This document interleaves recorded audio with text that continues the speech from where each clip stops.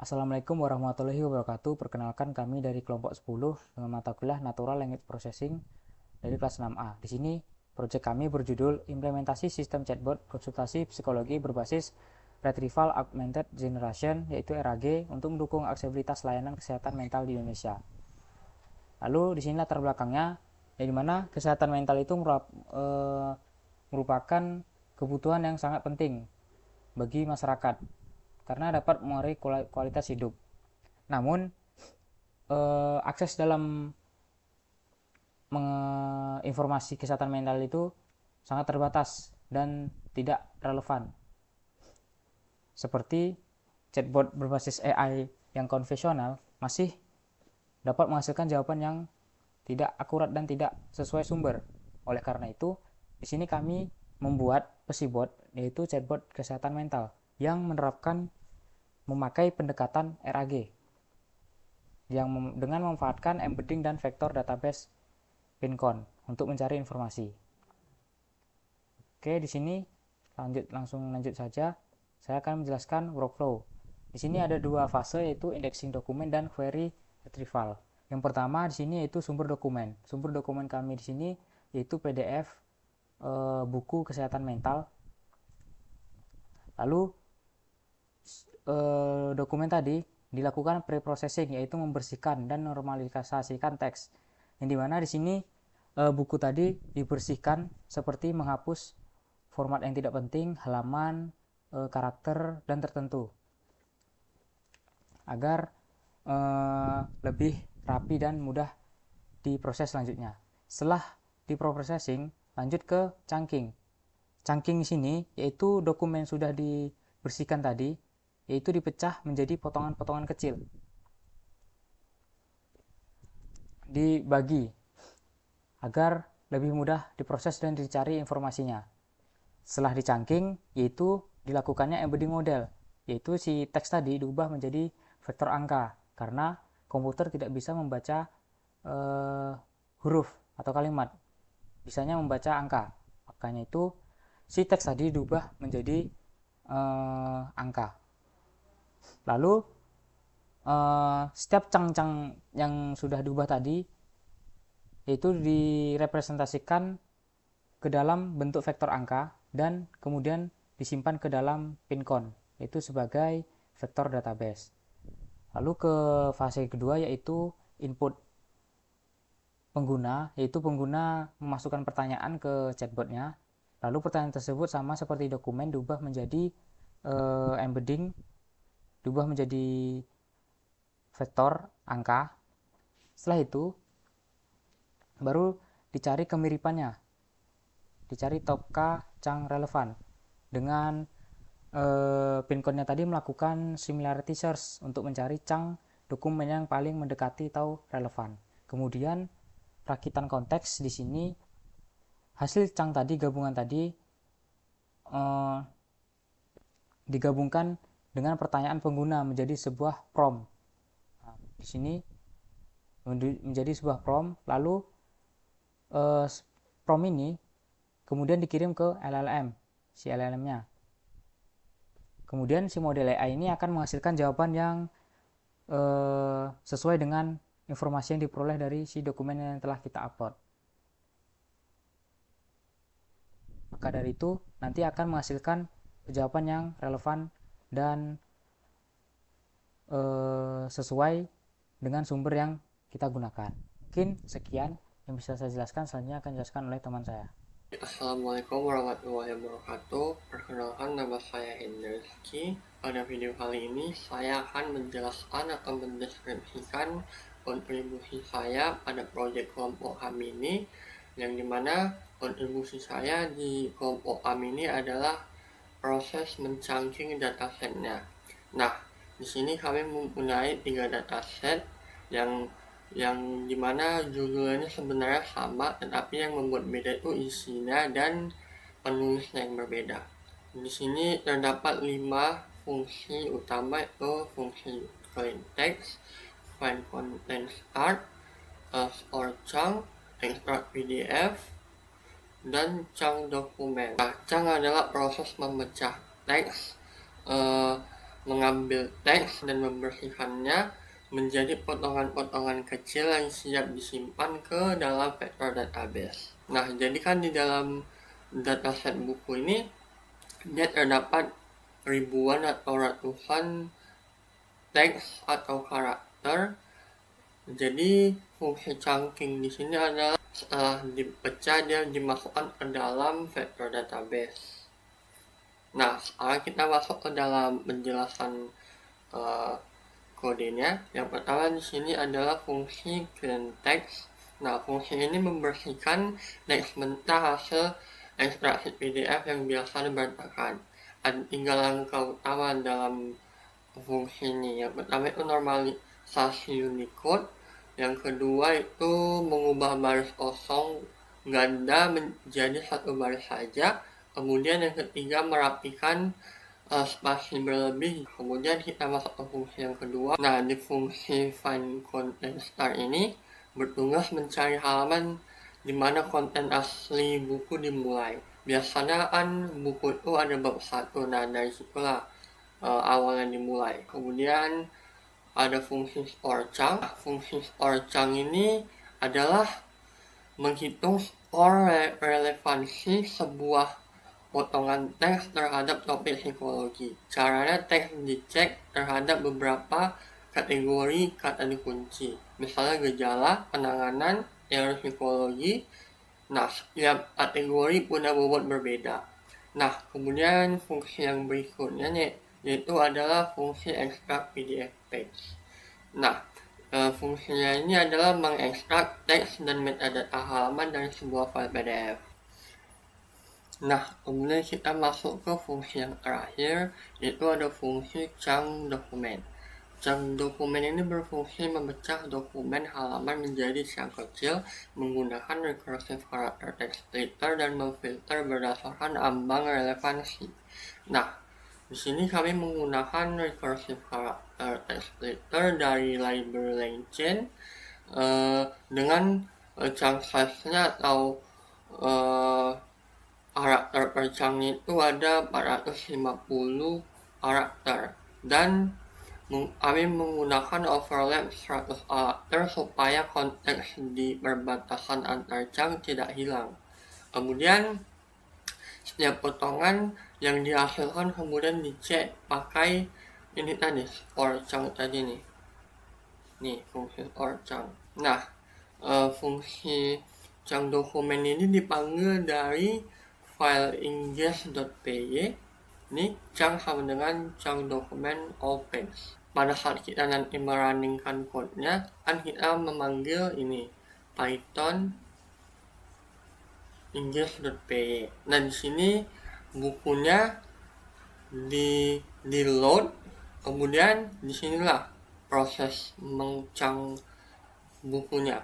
Di sini buku awal dia diekstrak 475 halaman sukses, kemudian buku kedua berhasil diekstrak menjadi 267 halaman, kemudian buku ketiga berhasil diekstrak sebanyak 150 halaman.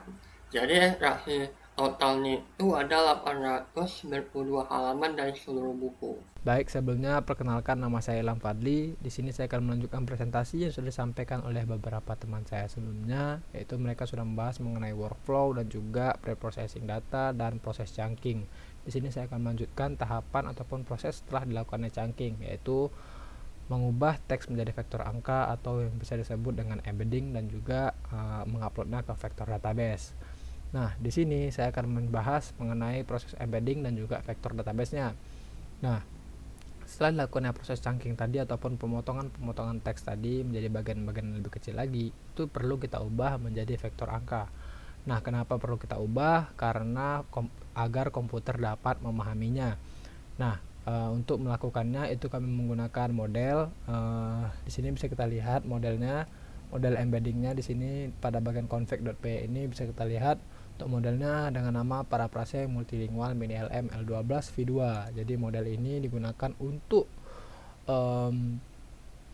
mengubah teks tersebut, hasil chunking tersebut menjadi vektor angka. Nah, untuk codingannya bisa kita lihat pada bagian vektor db.py ini kita lihat ada beberapa fungsi di dalamnya. Pertama ada def get embedding model, ini untuk memuat model tadi yaitu minial ml12v2 tadi, dan kemudian ada fungsi def get pinecone index.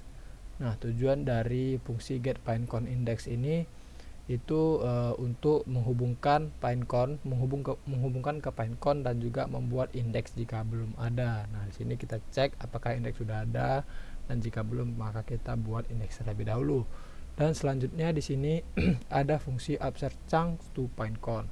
Nah, upset chunk to pinecone ini kita melakukan encode ataupun embedding pada chunk tadi dan mengunggahnya ke pinecone. Nah, di sini bisa kita lihat untuk beberapa codingannya pada bagian text c for c in all chunks ini. Di sini merupakan kita mengubah teks tersebut menjadi vektor. Setiap chunking tadi, hasil chunk tadi itu diubah menjadi vektor.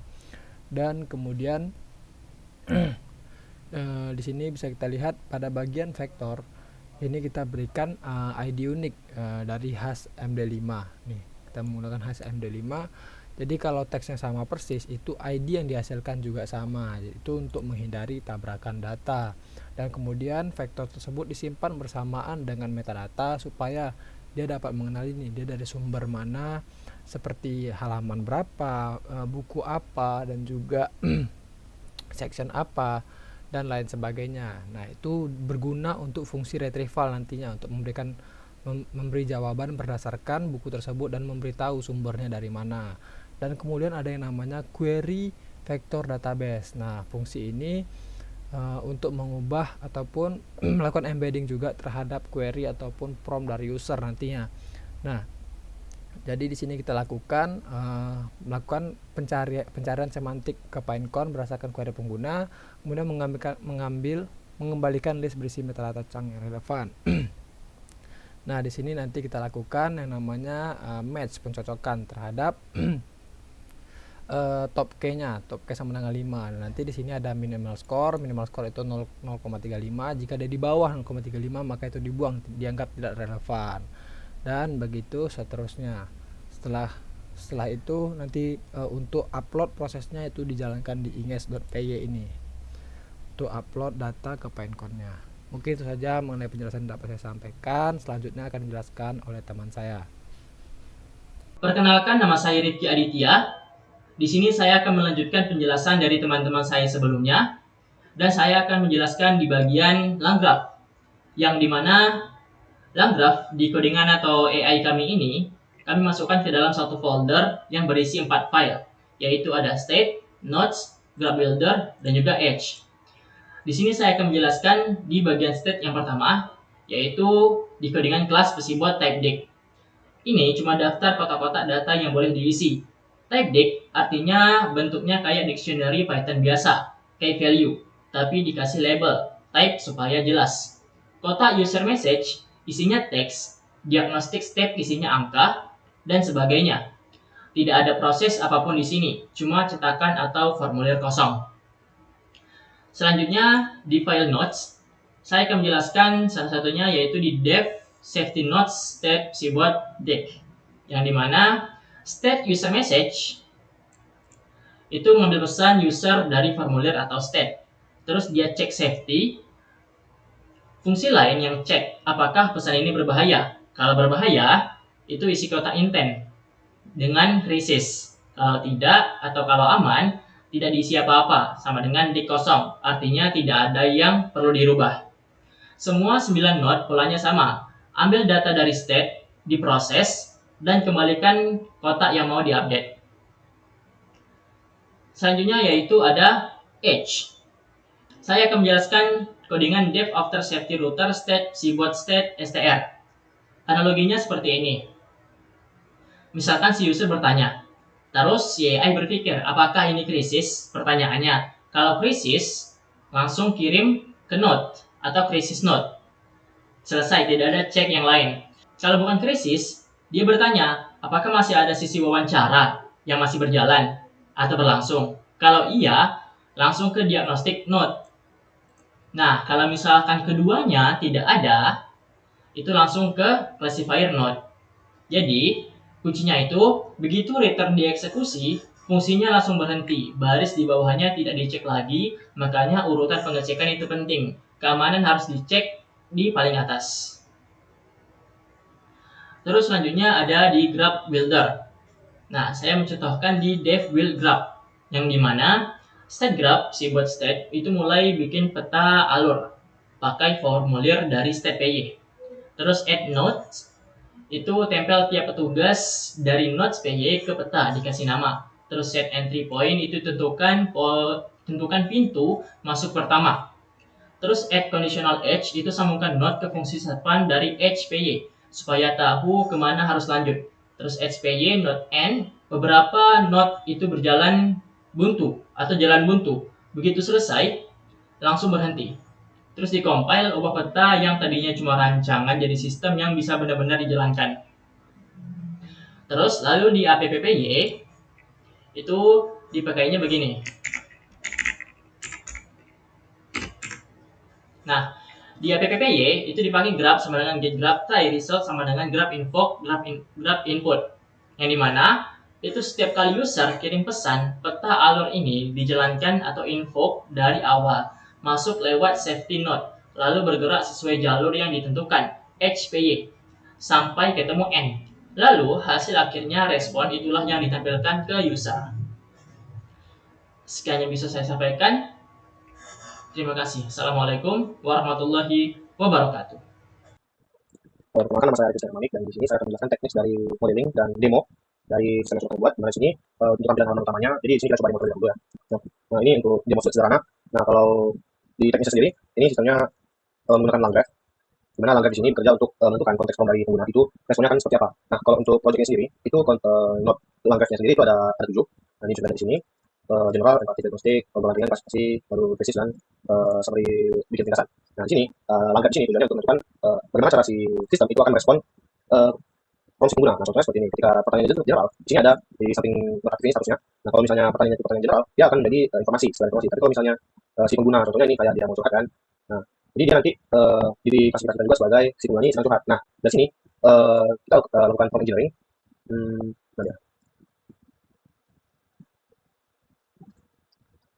Nah, dari sini contohnya seperti ini. Kalau misalnya dia mode empati, nah ini, nah contohnya seperti ini. Ketika kita mau curhat, prompt engineering nanti kita akan buat sistemnya supaya lebih empati terhadap pengguna. Jadi respon dari sistem dari LLM-nya itu akan disesuaikan dengan bagaimana kondisi pengguna. Nah, respon dari LLM juga itu diperhitungkan menggunakan deteksi emosi sini. Nah, dari deteksi emosi ini juga menggunakan Landgraph tadi. Nah, dari sini sistem akan memberikan jawaban sesuai dengan emosi pengguna. Jika pengguna yang curhat, maka nantinya sistem Landgraph yang digunakan itu akan prompt si sistem atau LLM yang digunakan itu supaya responnya lebih empati. Lalu kalau misalnya secara informasi, nantinya respon dari si LLM itu secara informasi pada umumnya dan menampilkan metadata dari referensi buku yang akan digunakan. Nah, untuk di sini buku yang digunakan itu ada baru 3. Nah, di sini ada 3 buku.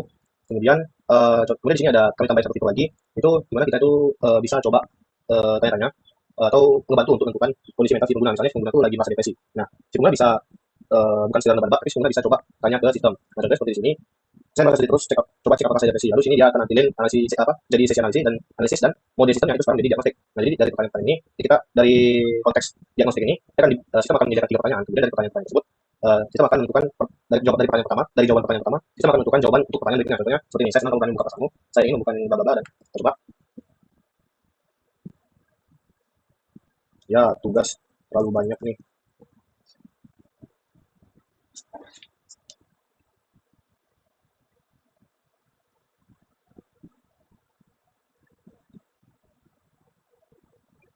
Oke, nah dari sini kita kasih jawaban pertama, lalu sistem itu akan nentuin pertanyaan berikutnya itu apa. Contohnya seperti apa yang terjadi pada sehari ketika kamu merasa terlalu banyak tugas. Nah, pertanyaan-pertanyaan ini juga dipengaruhi oleh referensi dari buku yang digunakan. Oke, kemudian sini kita akan jawab berikutnya.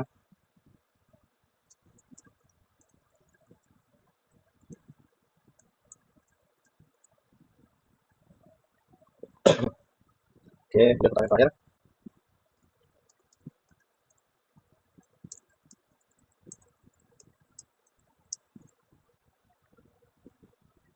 Oke, nah ini jawaban akhir dari pertanyaan-pertanyaan yang sudah diberikan, dan ini untuk hasil akhir ini ditentukan oleh model yang kami gunakan dan dijawab juga menggunakan template-template dari buku yang kami gunakan sebelumnya.